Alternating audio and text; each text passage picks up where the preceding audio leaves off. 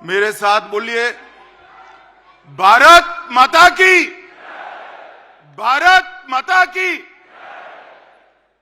मंच पर उपस्थित हम सब के प्रिय नेता और देश के और दुनिया के सबसे अधिक लोकप्रिय नेता आदरणीय मोदी जी, हमारे प्रिय अध्यक्ष सम्माननीय नड्डा जी, मंच पर उपस्थित भारतीय जनता पार्टी का नेतृत्वगण और आज इस सभागार के अंदर आए हुए, देश भर से आए हुए लघु भारत के रूप में हम सब के सामने विराजित देश के सभी कार्यकर्ता भाइयों बहनों को मैं प्रणाम कर कर मेरी बात की शुरुआत करता हूं। मित्रों, ये हमारा राष्ट्रीय अधिवेशन, ये विस्तृत राष्ट्रीय अधिवेशन चुनाव की दहलीज के समय पर हो रहा है।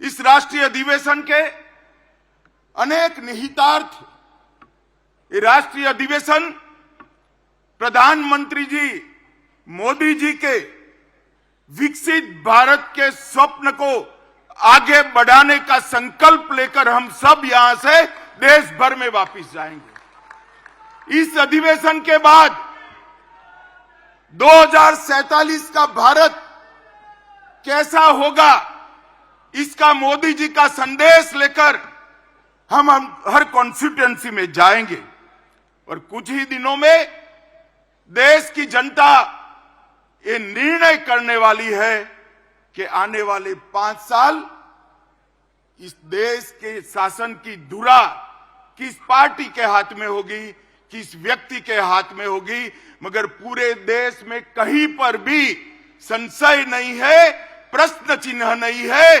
देश ने तय किया है कि मोदी जी फिर से एक बार इस देश के प्रधानमंत्री बनेंगे। साथियों, 75 साल में इस देश ने 17 लोकसभा के चुनाव देखे हैं, 22 सरकारें देखी हैं, 15 प्रधानमंत्री देखे। देश ने जितनी भी सरकारें आई, अपने अपने समय में हर सरकार ने समयानुकूल विकास करने का प्रयास किया है। मगर आज मैं कोई कंफ्यूजन के बगैर कह सकता हूं कि समग्रता से विचार, हर क्षेत्र का विकास और हर व्यक्ति का विकास करने का काम केवल और केवल नरेंद्र मोदी जी के 10 साल में हुआ है।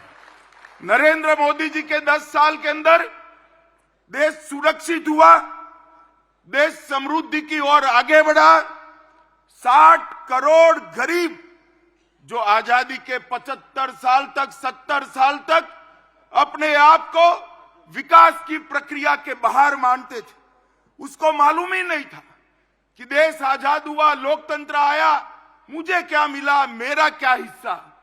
भाइयों और बहनों, 60 करोड़ गरीबों को घर देना, घर में गैस का सिलेंडर देना, पीने का पानी का कनेक्शन देना, बिजली पहुंचाना, शौचालय देना, 5 किलो अनाज गरीब को फ्री ऑफ कॉस्ट मुफ्त में देना और 5 लाख तक का स्वास्थ्य का उसका खर्चा भी सरकार ने उठाया। आज ये 60 करोड़ गरीब अपना बैंक अकाउंट भी रखते हैं और डिजिटल इंडिया से एक गरीब महिला अपनी सब्जी भी परचेज कर पाती है, सब्जी भी खरीद करती है। इन लोगों के जीवन में 70 साल तक जो सारी अभाव था, वो अभाव को एक ही 10 साल में समाप्त करने का काम हमारे प्रिय नेता नरेंद्र मोदी जी ने किया है। आज ये 60 करोड़ लोग अपने आप को देश के लोकतंत्र से जुड़ा हुआ पाते हैं।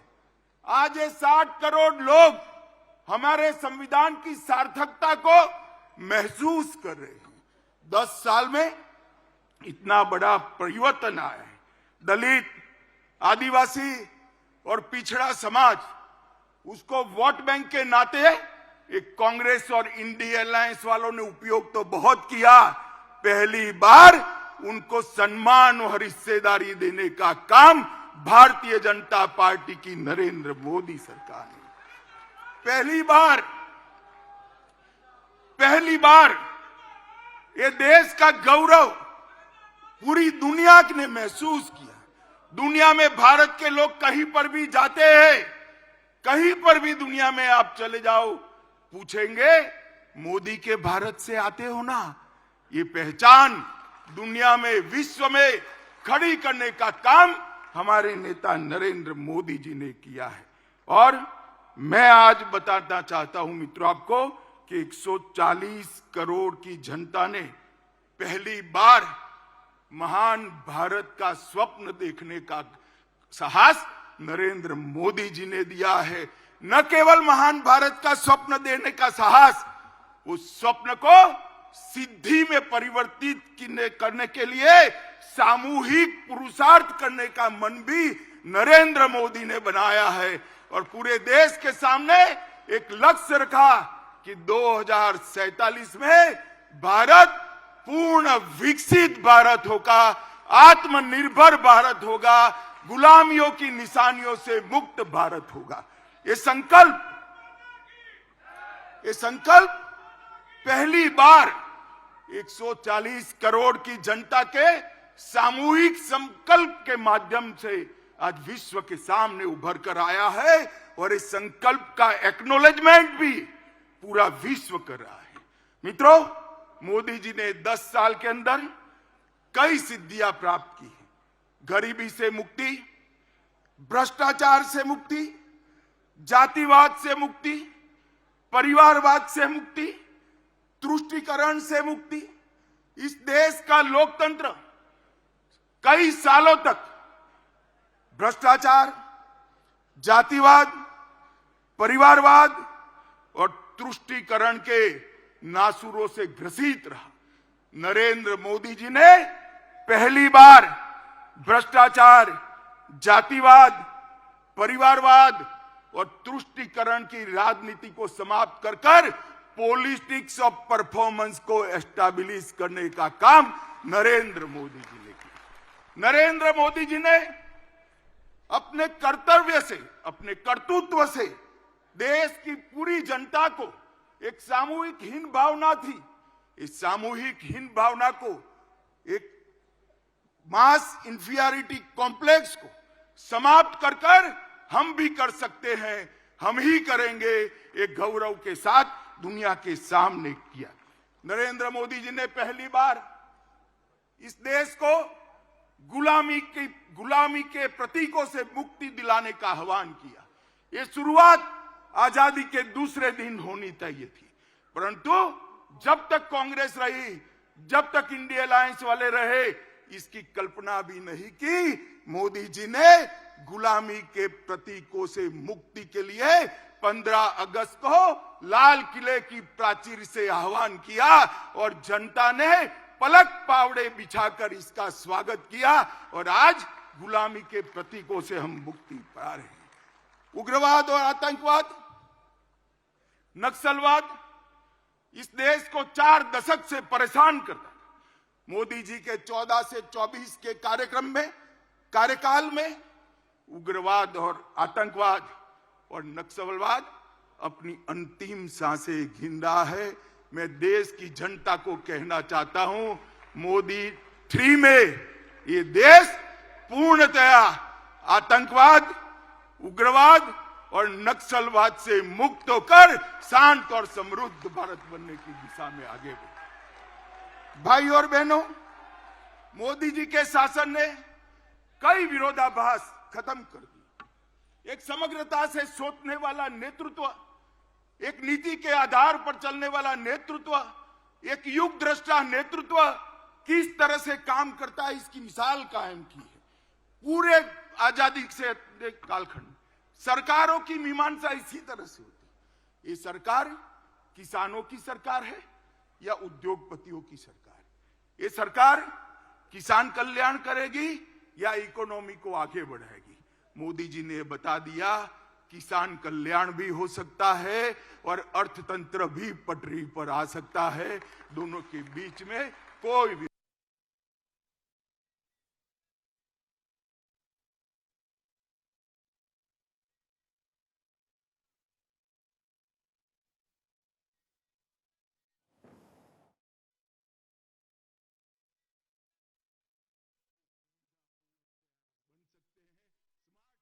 बन सकते हैं, ये सिद्ध किया। गरीब कल्याण और अर्थतंत्र का विकास दोनों के बीच में भी बहुत बहस चली। कई बार कई सरकार, कई अर्थशास्त्री, कई पंडित कहते रहे कि जो अर्थशास्त्र का मतलब अर्थतंत्र का विकास करना है तो गरीब कल्याण को छोड़ना पड़ेगा। मैं आज सबके सामने कहना चाहता हूं, हर किसान को हर साल 6,000 रुपया देना, हर गरीब को सभी प्राथमिक सुविधाएं एक साथ दे देना और अर्थतंत्र को 11वें नंबर से 5वें नंबर पर ला देना, वो मोदी जी ही कर सकते हैं और कोई नहीं कर सकता। भाई और बहनों, आज एक संदेश लेकर जाइए यहां से। 130 करोड़ की 140 करोड़ की जनता के बीच में मोदी जी को तीसरी बार प्रधानमंत्री देश की जनता बनाए, हमारा अर्थतंत्र भी तीसरे नंबर पर आ जाएगा। ये संदेश लेकर हमने जाना है। इसी तरह से एक द्वंद्व चालू रहा कि विदेश नीति, अगर दुनिया को मित्र बनाना है तो देश की सुरक्षा में थोड़ा बहुत कॉम्प्रोमाइज करना पड़ेगा। ये बहुत लंबा बहस का विषय आजादी के बाद तुरंत शुरू हुआ और सारे पंडित सुरक्षा नीति और विदेश नीति के बीच के द्वंद्व में फंसते रहे। मोदी जी ने तय कर लिया और कर दिखाया कि सरहद की सुरक्षा, देश की सुरक्षा हमारी सबसे पहली प्रायोरिटी है। और आज ये करने के बाद, देश को सुरक्षित करने के बाद, मोदी जी ने भारत को विश्व मित्र के रूप में प्रस्तावित किया। वसुधैव कुटुंबकम का हमारा सूत्र को उन्होंने नीचे लिखा।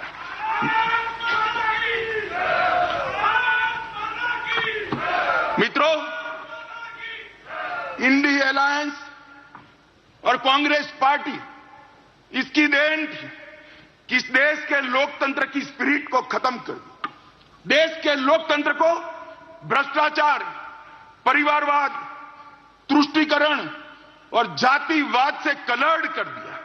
कभी भी स्वतंत्र रूप से जनमत उभर कर न आए, इस प्रकार की लोकतांत्रिक व्यवस्था करने में परिवारवादी पार्टियां लगी रही। मोदी जी ने 10 ही साल में भ्रष्टाचार, परिवारवाद, तुष्टीकरण और जातिवाद को समाप्त कर विकास की राजनीति को मध्य बिंदु में लाया, जिसको देश की जनता ने स्वीकारा। मित्रों, मैं आज आप सबके माध्यम से करोड़ों भारतीय जनता पार्टी के कार्यकर्ताओं को कहने आया, अगला चुनाव 2 खेमे पड़े हुए हैं। महाभारत के युद्ध में जैसे पांडव और कौरव के खेमे पड़े थे, इसी तरह चुनाव के पहले 2 खेमे पड़े हैं। एक खेमा है मोदी जी के नेतृत्व में, बीजेपी के नेतृत्व में एनडीए का गठबंधन, और दूसरा है कांग्रेस के नेतृत्व में सारी परिवारवादी पार्टियों का इंडी अलायंस। देश को ये दोनों में से एक को चुनना है। इंडी गठबंधन एक घमंडिया गठबंधन, भ्रष्टाचार, परिवारवाद और तुष्टीकरण की राजनीति का पोषक, और भाजपा और एनडीए का गठबंधन राष्ट्र प्रथम के सिद्धांत पर चलने वाला गठबंधन है। देश की जनता को तय करना है ये परिवारवादी।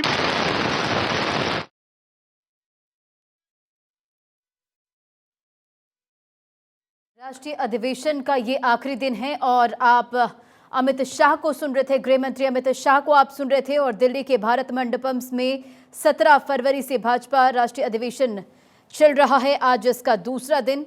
और इस बीच अमित शाह विपक्ष पर निशाना साधते हुए नजर आए। अमित शाह ने कांग्रेस इंडी गठबंधन की हताशा की राजनीति पर प्रस्ताव पेश किया। और देश ने तय कर लिया मोदी फिर प्रधानमंत्री बनेंगे। अमित शाह कहते हुए नजर आए, बीजेपी सरकार ने हर क्षेत्र में काम किया है, तमाम जो उपलब्धियां थी वो गिनाते हुए नजर आए गृह मंत्री अमित शाह। 10 साल में समाज के हर तबके को सम्मान मिला है, हर लोगों के लिए सोचा गया है। मोदी 3.0 में आतंकवाद, उग्रवाद खत्म हो जाएगा। देखिए, जातिवाद से मुक्ति दिलाने पर काम कर रहे हैं, ये गृह मंत्री अमित शाह कह रहे थे। गुलामी के प्रतीकों से अब आगे बढ़ रहे हैं। मोदी जी ने तुष्टीकरण की राजनीति समाप्त की है। ये तमाम बड़ी बातें आपको बता रहे हैं जो गृह मंत्री अमित शाह अपने संबोधन के दौरान कह रहे थे। नक्सलवाद, आतंकवाद अंतिम सांसें गिन रहा है। मोदी ने विकास की राजनीति को आगे बढ़ाया है और मोदी 3.0 में आतंकवाद, उग्रवाद खत्म हो जाएगा। देश सुरक्षा हमारी पहली प्राथमिकता है। देखिए, तमाम बड़ी बातों का जिक्र करते हुए गृह मंत्री अमित शाह को आप सुन रहे थे। और किसानों और गरीबों की सरकार है मोदी सरकार। तो बीजेपी के राष्ट्रीय अधिवेशन का ये दूसरा दिन। का घोटाला, लैंड फॉर जॉब का घोटाला, पंचकुला और गुड़गांव में भूमि आवंटन का घोटाला, जम्मू कश्मीर क्रिकेट एसोसिएशन का घोटाला, एम्ब्रियर डील, बेसिक ट्रेनर विमान में घोटाला, हॉक एयरक्राफ्ट खरीदी में घोटाला, सबमरीन का घोटाला, ऑगस्टा वेस्टलैंड का घोटाला, बोफोर्स का घोटाला, जीप घोटाला, मारुति घोटाला और भोपाल गैस कांड से चंदा उगाने का घोटाला। ये कांग्रेस पार्टी हमारे यहां ऐसा कहते थे कि किसी भी तत्व का व्याप आकाश, भूमि और पाताल तक होता है, मगर इन्होंने तो आकाश से भी आगे जाकर अंतरिक्ष में भी घोटाला किया, भूमि से आगे जाकर पाताल में खदानों का भी घोटाला किया और समंदर को भी नहीं छोड़ा, वहां सबमरीन का भी घोटाला कर दिया। जब, नल, थल, अंतरिक्ष, हर जगह एक कांग्रेस ने घोटाले किए और इंडी अलायंस का नेतृत्व कांग्रेस के हाथ में। मैं देश की जनता को कहना चाहता हूं, किस प्रकार की सरकार, एक और लाखों करोड़ के घपले घोटाले करने वाली कांग्रेस है और दूसरी ओर 23 साल से राज्य सरकार और केंद्र सरकार में मुखिया रहने के बाद भी हमारे विरोधी भी एक कानी पाई का आरोप न लगा सके, ऐसा नेतृत्व नरेंद्र मोदी का नेतृत्व। देश की जनता ने, मित्रों, देश की जनता ने तय करना है कि देश का भविष्य ये भ्रष्टाचारियों के हाथ में सौंपना है या नक्सिक प्रामाणिक व्यक्ति जिस पर दुश्मन भी आरोप नहीं कर सकते, ऐसे नरेंद्र मोदी जी को सौंपना। और मित्रों, एक कहावत है, बड़े मियां तो बड़े मियां, छोटे मियां भी सुभान अल्लाह। जब कांग्रेस पार्टी इतना भ्रष्टाचार करती है तो साथी भला क्यों बाकी रहेंगे? आम आदमी पार्टी आबकारी जकात का घोटाला, लोगों के उपचार में मोहल्ला क्लिनिक का घोटाला, ढेर सारे घोटाले किए, लोगों के मेडिकल टेस्ट करने में भी घोटाला किया और आज उनका सारा नेतृत्व कोर्ट से भागता है, कोर्ट से भागता है, एजेंसियों से भागता है। झारखंड में एक एमपी के घर से 350 करोड़ रुपया जब्त होता है।